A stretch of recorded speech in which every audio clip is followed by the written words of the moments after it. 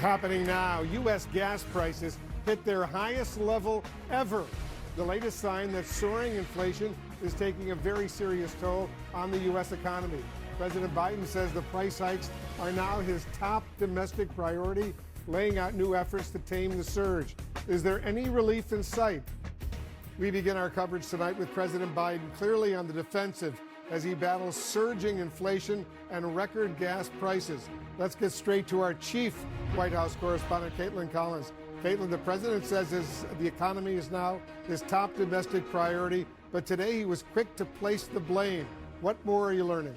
Yeah, well, if you talk about him being on defense, he's also going on offense a little bit and calling out Republicans, of course, who have been very critical of President Biden and his handling of the economy, as they have seen what voters are saying about that. And the president is saying this is at the top of his to-do list. And Wolf, mainly that's because it's a top concern for voters. And that is something that the White House and Democrats are well aware of. So 6 months away from the midterm elections, you're seeing President Biden taking an entire speech today to address these rising prices, but also trying to push the debate back on Republicans, because you've started hearing President Biden use this phrase in the last several days. It's a phrase the White House says is his phrase that he came up with.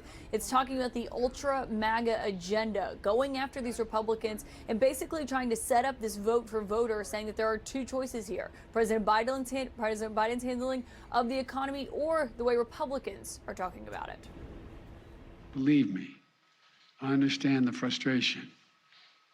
But the fact is, congressional Republicans, not all of them, but the mega Republicans are counting on you to be as frustrated by the pace of progress, which they've done everything they can to slow down, that will hand power over to them and so they can enact their extreme agenda. Look at their agenda. Now, Wolf, one Republican that President Biden singled out today was Senator Rick Scott of Florida. He said that that proposal that he's put out about a required federal income tax, which of course would go into effect and would affect about half the households in the nation who right now don't make enough to pay that. That is something that the president has pointed to, saying that the Republicans do not have a better alternative plan here. We should note people like Senator Mitch McConnell have criticized that plan, have said that is not their platform. But there are big questions tonight about what President Biden himself is going to do here and just how far the White House can go, because of course he pointed to the Federal Reserve and the raised interest rates that have happened and the ones we expect to happen. He also said, well, they are still discussing removing some of those Trump-era tariffs on Chinese goods that experts would help alleviate this to some degree. They have not made that decision yet, though, Wolf, and we should note the Treasury Secretary said today that they do expect this economic uncertainty to only continue.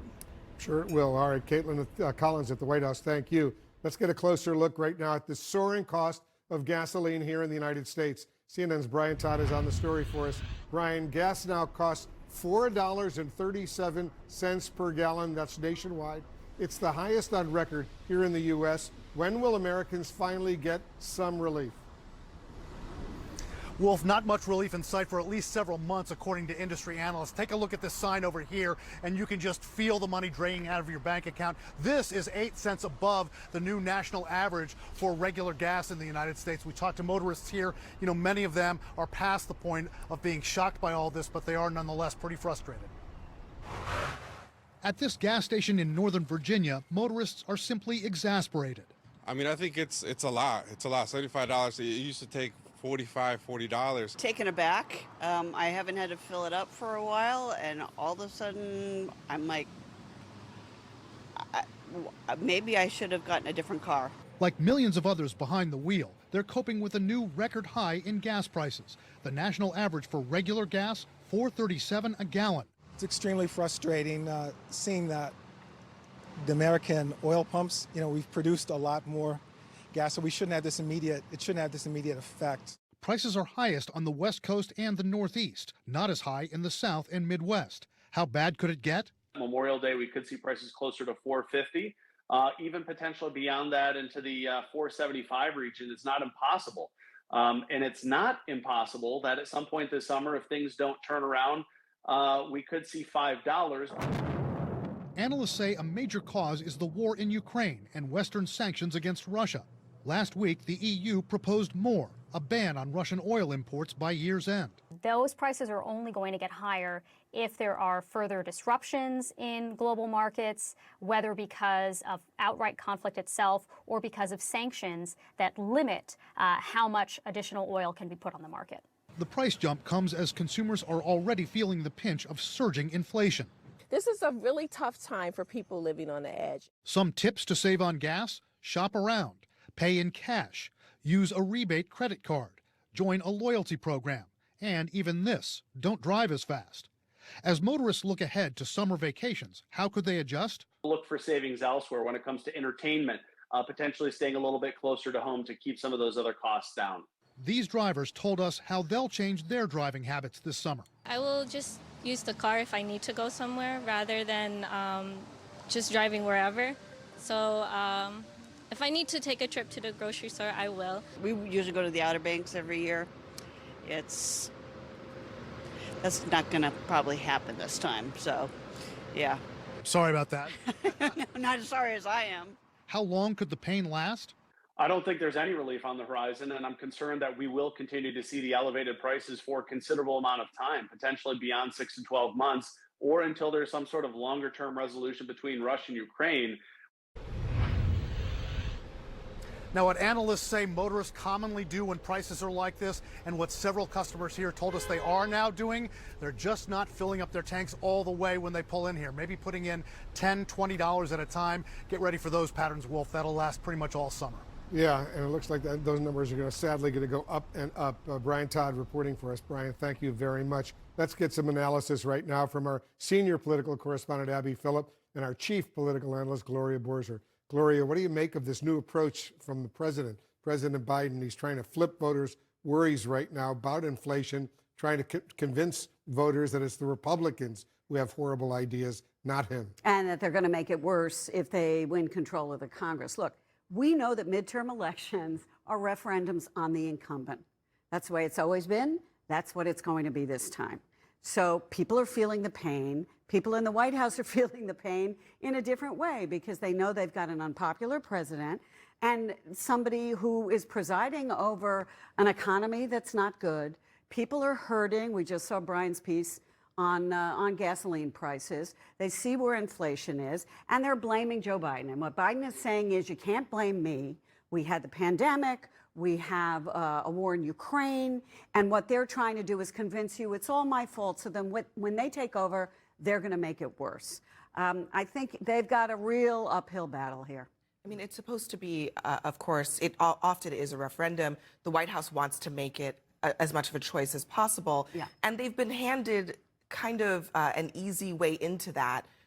The president today talking about Rick Scott's sort of plan for what the Republican agenda would be, that even Republicans like Mitch McConnell in the Senate don't want to talk about. And that plan is basically going to be fodder for Democrats over the next several months. It's going to be that as an issue, just the policy prescriptives in it, but also just the overall politics of the moment. I don't think it's any secret that this speech and this pivot in the president's language and tone is coming at a time when ballots are being cast. Today's Tuesday. It's a primary day in America in 2 states. And on the ballot in a lot of these states are candidates that have been endorsed by former President Trump. And I think the White House wants to make it clear that the choice is between a Biden administration and Democratic leadership and a Trump-like agenda. So the timing here is not coincidental. You heard the president today repeatedly going after the Republican policies, saying they are ultra MAGA, Right. Make America Great Again, a Trump phrase. But the buck stops with him right now. The Democrats are in control of the White House, the House, and the Senate. And that's what Republicans will say. And what Biden is saying is these Republicans now are a wholly owned subsidiary of Donald Trump. And the MAGA Republicans, he's reminding you what it was like with Donald Trump. And I think part of it is saying, look, they're radical. Just look at who they are. They've all become radical, like Marjorie Taylor Greene, et cetera, et cetera. And he wants to say that agenda is the agenda you will get if they win. So he's taking this turn to say it's not really about me at this point. It's about where you're headed if you vote for these Republicans.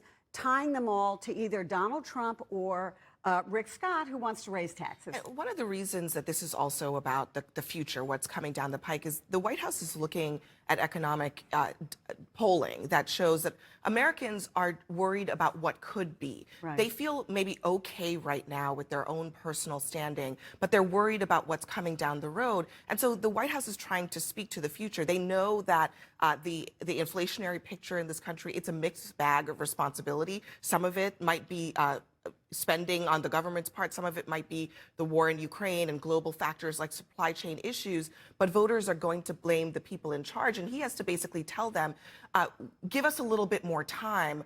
If you give us more time in power, we can do more for you. They, between now and November, Democrats do want to do something. They know they have limited options, but they want to do something that will put more money in people's pocketbooks to help them weather this economic storm, and then make another promise to them and say, hey, we will do more if you leave us in control of the House and the Senate. Democrats are really worried, though, about that, because as they used to say in the olden days, it's the economy, stupid.